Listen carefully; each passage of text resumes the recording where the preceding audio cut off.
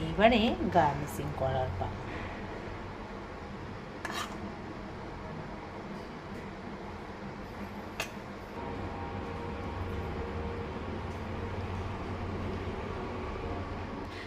কেউ যদি আমাকে চ্যালেঞ্জ করে না, তো আমার চ্যালেঞ্জটাকে অ্যাকসেপ্ট করতে খুব ভালো লাগে, সে যেই হোক না কেন।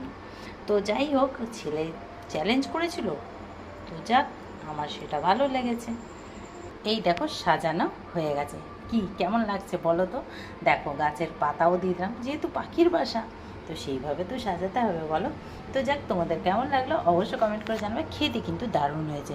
তো বললাম না, আমাকে যদি কেউ রান্না বান্নার ব্যাপারে চ্যালেঞ্জ করে, আমার সেটা খুব ভালো লাগে অ্যাকসেপ্ট করতে। তো যাক, তোমাদের কেমন লাগলো অবশ্যই কমেন্ট করে জানাবে। ভালো লাগলে কিন্তু প্লিজ প্লিজ লাইক শেয়ার করো, পেজটাকে ফলো করো, ইউটিউবটাকে সাবস্ক্রাইব করতে একদমই ভুলবে না। আর কেমন হয়েছে অবশ্য বারবার বলছি